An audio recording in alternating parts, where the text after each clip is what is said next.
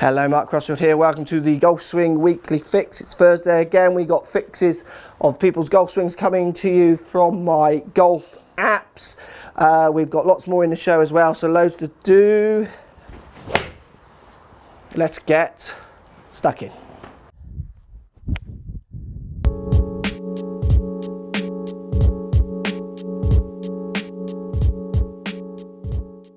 So looking at this swing, we see a little bit of a collapse at the top of the backswing, hands very close to right shoulder, club flops down. Then we see a massive, what people call over the top action, hands move out, club gets very steep with the shaft of the club and down and to the left kind of swing path. So we need to get you feeling about a little bit more room to try and improve this club path.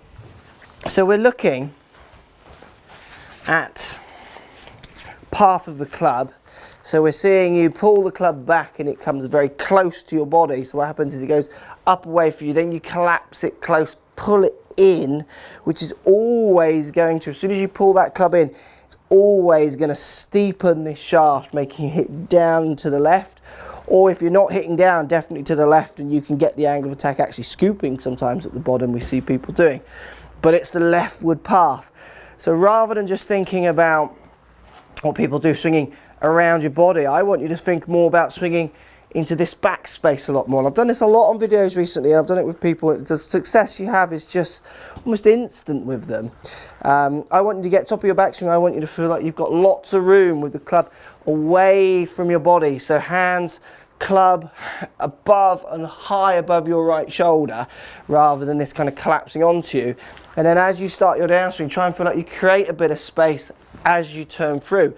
What you're going to find by doing this is you're going to get rid of this action, this kind of pulling in of your hands and steepening of the shaft, and you'll get this more space on the way down, which will allow you to flatten the handle, flatten the shaft to try and swing the club out to the ball. If you can improve that club path, which at the moment looks drastically to the left, you're going to find that your shot massively improved directional and strike wise. And I think even with your long clubs, you should be trying to feel that you're doing this as well, to hit the center of the face and the center of the fairway a bit more. Think about the width that you create a lot more than you're already creating. That will definitely improve your path.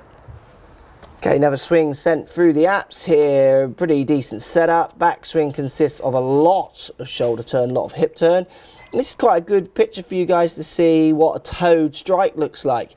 So you can see the blurry club here is actually presenting to the ball relatively square on that point. It's going to have its gradual rotation down at the bottom of the swing. But what we see just after impact, if you can see that in the blur, we see a lot of the face. So it's a toe strike and the face twists open. You can see the hands haven't rotated, so that face is twisting around its own CG plus around the shaft a little bit.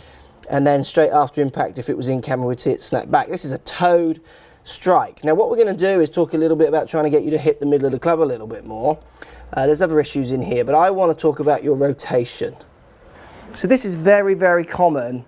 As I teach people more with GC2 HMT down here on the floor that looks at strike and then looks at the spins of the ball and how the club is delivered, I get lots of students who deliver the club on quite good angles, but it's more where they're striking the ball on the face that is making the ball deviate offline, giving it what people call gear effect, giving the face twist as well.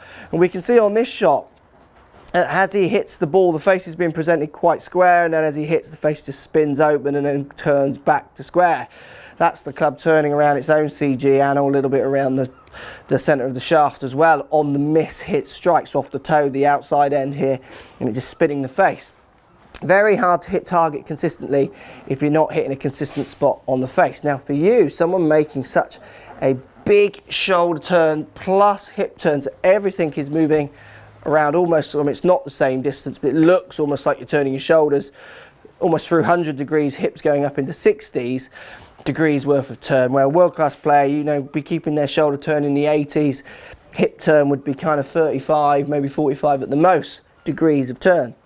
So you're turning considerably more and possibly getting considerably less out of your shot. So for you to try and find the center of that bat a little bit more, center of that face, I want you to feel that you're turning considerably less this way on the backswing. Less shoulder turn, less hip turn. And the best way to do this is to get you to try and limit the amount of knee movement you've got in that swing. So if you can keep your knees feeling on the backswing like they're doing considerably less, left knee and right knee feel like they're doing considerably less, as you continue to turn your shoulders, you're going to find that restricts how far you can turn your body on the backswing. And I actually think that's going to help you create a little bit more of a solid strike pattern, which with your decent movement, there's a lot of decent movements in that swing. I think if you can get striking the ball a bit more out the middle of the bat, what you're going to find is that your consistency levels just skyrocket up. So take that consistency of strike into another level, get that turn a little bit more sensible, hip turn, shoulder turn on the backswing. So considerably less with both, the way you're going to do that. Feel like on your backswing you keep your knees almost out of it. That'll get your hips turning probably about the right amount. Doesn't matter if your right knee just slightly straightens, but just don't let that left one come so far over towards the right and then over rotate those shoulders. And I think you'll find delivering that face back onto that ball in a more consistent strike pattern will severely help your golf. Thanks for sending, hope that helps. So question here from Wales, AP1 Alternatives. Hi Mark, I'm off 18, I'm looking to get new irons and was looking at the AP1s, but they're quite pricey. Do you suggest any cheaper alternatives with the same style of club, as I hear many will do the same job? Hope you have any advice. Thanks from Wales, Tom. Right, Tom from Wales, thanks for watching, thanks for posting. Look, it's a hard one, isn't it? Cheaper alternatives. AP1s are fantastic clubs in their bracket of clubs. They're going to do everything you want that kind of club to do. Launch, user-friendly, those kind of things. Maybe cheaper alternatives. Sometimes Wilson can produce clubs which maybe perform as well and are often a slightly cheaper price bracket. I would say something like MD Golf is another company that do similar, and Ben Sayers, those kind of companies. But to be honest with you, you're going to struggle to get better than AP1. So maybe it's not that you want it cheaper. You could think about getting, do you need to get all the irons? You should be getting custom fit for these irons. So dropping out 4 irons, 3 irons, even 5 irons if you're not using them are always an option. The other thing to think about is if you go and test them and you do feel there's a difference in the AP1s, maybe it's a case of just working up to them, wait until you can afford them, then going for it. Just be patient and get that better set of irons. When it comes to that bracket of club, I can see why you want that club. It's going to be a hard one to beat, like I say, in its bracket. There are cheaper alternatives, but you need to go and try them. I can't tell you here if they're going to be better or worse. In my testing I've done, there isn't much in it, but a brand for lots of people, a feel and name can just offer that little bit more confidence, and obviously that on a golf course will shine through. Go and try them. There are cheaper alternatives, suggested a couple. Give them a hit and comparing up, or maybe it's a case of just waiting, being a little bit more patient and getting the real deal in the Titleist AP1s. Let me know what you go for. Post comments down below, I'd love to hear. So another swing sent through the app here. What we see is relatively neat backswing, pretty aggressive, follow through, lift off on the left foot. We're seeing lift off in the body as well. Lots of hips coming towards the camera here, so that kind of early extension. Again, let's get you feeling like you're turning a lot more, thinking how your left foot connects to the ground as you come through, rather than this kind of take-off impact position you're getting into. So simple thought here for yourself. I want you to hit a few more shots, and I want you to start thinking about how your left foot connects with the ground and how it interacts with the ground. So if I hit a shot here, what I'm going to feel on my backswing, my left foot stays pretty connected.